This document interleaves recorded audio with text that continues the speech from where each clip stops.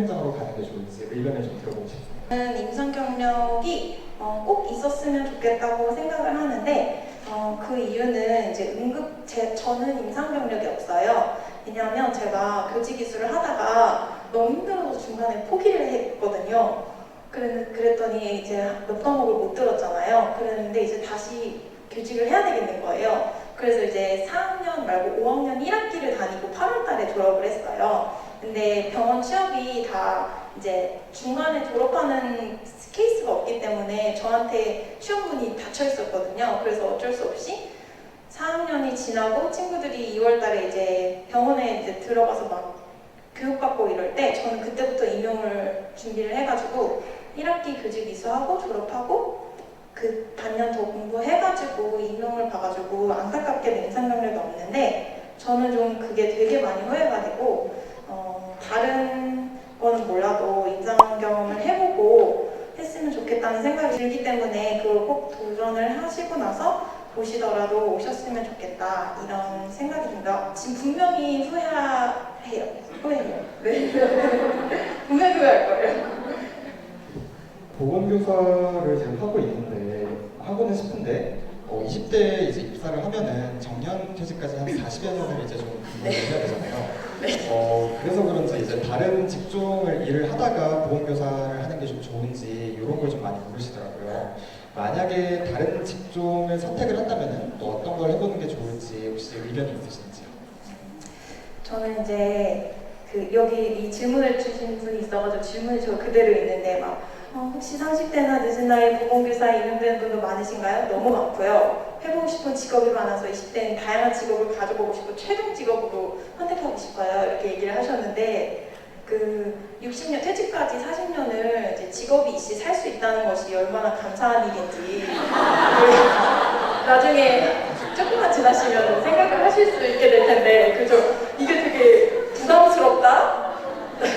그런 생각을 살짝 해주고 그리고 이제 다양한 직업을 가져보는 것보다는 임상에 다녀오셔서 이제 여기를 오시면 좋겠다고 생각을 한 게 저는 이제 5년차 보건교사로 근무를 하고 있는데 현실적인 거는 학생들이 너무 어리잖아요. 20대 학생들이랑 관계랑 30대 학생들이랑 관계 40대, 50대, 60대 엄청 다이나믹해요. 그래서 내가 20, 30대 젊었을 때 학생과의 관계 그리고 학교에서 다른 교사들과의 관계를 쌓지 못하고 너무 늦게 이제 학교에 오면 다른 선생님들 나랑 같이 나이가 똑같은데 보통 교사들은 다 20대, 30대 되니까 이 사람은 40대인데 너무 힘들고 애들이랑 관계도 너무 서툴고 너무 힘들어해요. 그래서 모든 직업이 다 그렇겠지만 이분은 되게 직업적인 성취를 중요하게 여기시는 것 같은데 제 직업을 자주 바꾸시면은 성취를 오히려 하기가 어려울 것 같다는 생각이 들어가지고 너무 늦게 오시는 것보다 조금 빨리 오시면 좋을 것 같다 이런 생각을 했습니다. 안녕하세요. 저는 중앙대학교 간호학과 1호학번 졸업생 임민선이라고 합니다. 감사합니다. 혹시 CRA라고 들어보신 적 있으세요? 있으세요? 있으시구나.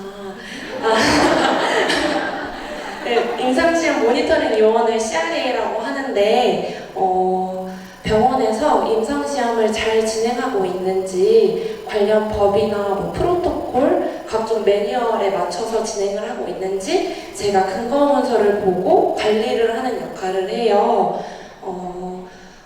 병원에서 임상시험을 진행하는 그런 코디네이터를 CRC라고 하는데 이분들과 주로 컨택을 하면서 임상시험이 잘 진행되고 있는지 관리하는 역할을 합니다.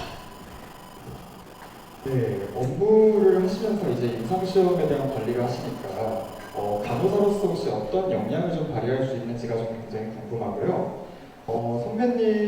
선배님께서 이제 직업을 어떤 간호사에게 이 직업을 추천하고 또는 이제 추천하지 않는지 그 이야기를 좀 들어보고 싶습니다. 일단 환자의 EMR과 근거문서를 보고 대상자가 어떤 상황인지 파악을 해야 되기 때문에 의학 용어나 의학 지식이 필요로 하는 것은 맞고 실제로 CRA 중에서도 간호학과 출신이나 간호사 출신인 분들이 굉장히 많습니다. 제가 최근에 항암과제를 배정을 받아서 지금 진행 중인데 제가 그 온코 병동에서 근무를 하지 않아서 그런지 프로토콜이나 그런 대상자 EMR을 해석하는 게 좀 어렵더라고요. 그래서 항암병동에서 CRA에 관심이 있으신 분들은 네, 추천드릴 수 있을 것 같습니다. 좀 더 잘 해석을 하시고 연구진 분들도 좀 더 옵세하시니까 그런 병원 시스템을 더 잘 이해하실 수 있을 것 같아서 항암병동에서 일하시는 분들에게 CRA 그 온코과제를 좀 추천드립니다. 네, 해당 직업을 이제 준비하시면서 혹시 어떤 준비 과정에 대해서 좀 듣고 싶은데요. 임상 경력이 좀 도움이 되었는지, 또는 자격증이나 교육을 따로 이수하신 게 있으신지, 뭐 대외 활동을 한 게 있는지, 이런 거에 대해서 좀 들어보고 싶고요. 질문 주셨던 분 중에서 이제 학점이 3점 초인데 이제 지원이 가능한지에 대해서도 좀 구체적으로 물어보시더라고요. 이에 대해서 혹시 이야기를 좀 들어볼 수 있을까요? 저 같은 경우는 수술실 1년 근무 경력이 있었고 동기들 보니까 아예 경력이 없으신 분들도 있는 걸로 봐서는 본인의 그냥 여태까지의 경험과 CRA로서의 업무를 좀 더 잘 수행해 나갈 수 있다는 것을 자소서와 면접 때 좀 더 잘 풀어서 설명을 한다면 무리가 없을 것 같고, 저 같은 경우는 토익이랑 오픽, 컴알 정도의 그 자격증만 준비를 했습니다. 그리고 학점 같은 경우는 그렇게 막 학풀에 있어서 큰 영향을 미칠 것 같진 않습니다. 먼저 이 프로덕트 매니저라는 직업이 굉장히 좀 생소한 것 같아요. 혹시 이 회사에서 어떤 일을 하시는지, 어떤 일을 하시는지에 대해서 조금 얘기를 들어보고 싶고요. 이 업무에 대해서 만족도는 어떠신지를 좀 들어보고 싶습니다. 안녕하세요. 저는 중앙대학교 간호학과 1학번이었고 과거도 맞나? 네, 금나현이라고 합니다.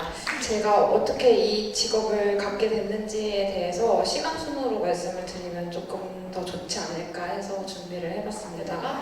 3학년 때 실습을 나갔는데 이렇게 됐던 것 같아요. 그리고 이제 실습을 나가기 시작하니까 그 이론이랑 연결되는 게 되게 재미가 있어서 그래 졸업하자 이렇게 돼서 졸업을 했고 취업도 하고 이제 간호사로 일을 했던 것 같아요. 그렇게 입사를 했고 신규 간호사로서 정말 정신이 하나도 없어서 제가 하고 싶었던 일은 그냥 망각하고 살았던 것 같아요. 그냥 제발 1인분 하자 하면서 살았고 이제 그러다가 이제 분명히 다들 겪으셨을 텐데 힘든 시기가 와요. 그래서 나 뭐 하지? 하다가 그럼 공무원을 해볼까? 뭘 해볼까 하다가 다 재미가 없는데 결국은 지금 제가 일하고 있는 분야랑 관련된 걸 하는 게 제일 재미가 있었던 것 같아요. 그리고 특히 제가 일하고 있는 부서가 NICU였는데 NICU랑 관련된 그런 근거적인 그런 공부를 할 때 제일 재밌고 이제 나는 이게 재밌나 보다 해서 대학원을 이제 제가 가는 디지털 헬스학과로 가게 됐고요. 그러다가 그러니까 제가 대학원을 가게 된 계기가 저희 이제 간호사를 위한 뭔가 정보학적 시스템이 좀 부족하다고 느꼈던 것 같아요. 의사분들은 처방 내고 하는 과정에서 좀 걸러주는 시스템적이 많은데 간호사는 모든 게 그냥 다 노출되고 또 의사결정도 사실 신규 간호사도 또 계속 그때그때 해야 되는데 이걸 혼자 할 수 있는 사실 그 힘이 부족하잖아요. 경력이 낮을수록. 근데 선배님들한테 여쭤보기엔 너무 바쁜 환경이고 또 한 간호사당 맡아야 되는 환자 수는 너무 많고 그래서 이게 근본적인 문제 해결책은 안 되겠지만 정보학적 시스템을 좀 제공을 해주면 간호의 질도 올라가고 환자한테도 좋고 이렇게 되지 않을까라는 생각을 들어서 임상에서 일을 할 때도 항상 얘는 왜 이렇게 일하지, 저건 이렇게 일하지, 이건 이런 게 있으면 어떨까라는 걸 항상 다 고민하고 그런 메모장에 적었고 그걸 토대로 저도 똑같이 지도 교수님 컨택하고 이렇게 해가지고 대학원을 갔던 것 같아요. 그렇게 지내다가 이제 대학원에 가게 되면 또 알게 되는 커넥션이 있잖아요. 인맥이라고 해야 되나요? 그냥 지인분들이 생기게 되고 그러면서 이제 우리 회사에 와볼래 이렇게 돼가지고 지금 ROMD라고 하는 그 임상 의사 결정 지원 시스템 플랫폼을 제공해주는 회사에서 프로덕트 매니저로 일을 하고 있습니다. 그래서 저도 사실 프로덕트 매니저라는 직무를 여기 와서 알게 됐고요. 이 직무는 제품을 기획하고 관리하고 또 이제 뭐 새로운 기능이 필요하다고 생각이 되면 그걸 또 제안하고 이런 일련의 과정들을 다 매니지먼트를 하고 제가 여기에서 이 일을 할 수 있는 이유는 가장 큰 이유가 인턴 경력이라고 생각을 해요. 네. 프로덕트 매니지먼트를 공부하시는 분이 물론 그 매니지의 기술적인 건 저보다 높으시겠죠, 당연히. 근데 이제 임상에서 있었던 경험은 제가 짧지만 그래도 그분보다 낫지 않을까 이런 생각을 합니다. 네. 그리고 저도 임상이 저는 싫어서 옮겼던 건 아니고요. 빨리 이제 이 분야에서 경험을 쌓고 싶어가지고 기회가 왔을 때 잡아야겠다는 생각이 들어서 좀 엄청 오래 고민하긴 했어요. 아무래도 큰 병원을 그만두고 가는 게 더군다나 스타트업이거든요, 제가 다니는 회사가. 그래서 너 그게 맞겠냐라는 어른들의 걱정이 굉장히 많았고 고민을 많이 했는데 저는 제가 지금 하고 있는 일을 할 때가 제일 행복하고 엉덩이가 들썩여요. 네. 간호사 할 때도 나름 만족하면서 잘 지냈고 뭐 물론 힘든 부분이 있었지만 뭐 싫지는 않았던 것 같은데 지금은 그냥 일을 할 때마다 약간 이렇게 하면서 일을 하거든요.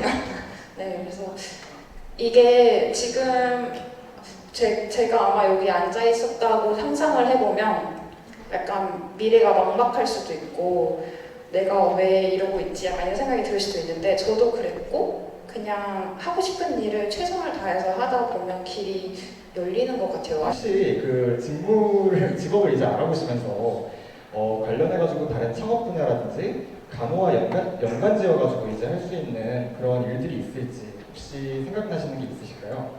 굉장히 많아요. 특히 제가 진짜 약간 요즘 부모님한테 특히 감사하는 게 간호학과를 포기 안 하게 했던 부모님이 진짜 감사한 것 같아요. 이게 그 면허가 진짜 크고요. 그리고 간호사로서 이런 분야로 이렇게 나가 있는 사람들이 별로 없어요.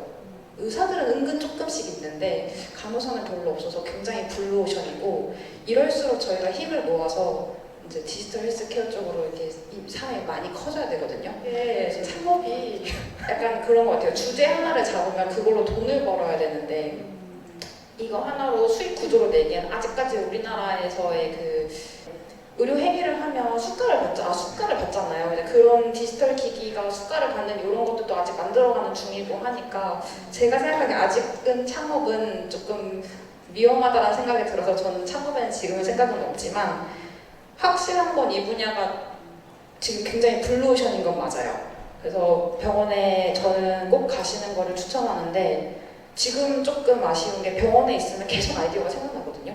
이거 이렇게 하면 좋은데 저건 저렇게 하면 좋은데 환자한테 이렇게 하면 얼마나 좋을까 이런 생각이 계속 드는데 병원에 나오니까 약간 머리가 굳은 느낌도 살짝 드는 것 같기도 하고 그래서 이런 아이디어를 잘 메모해 놓으시고 뜻이 맞는 분들과 함께 창업하셔도 되고 혼자 하셔도 되고 네.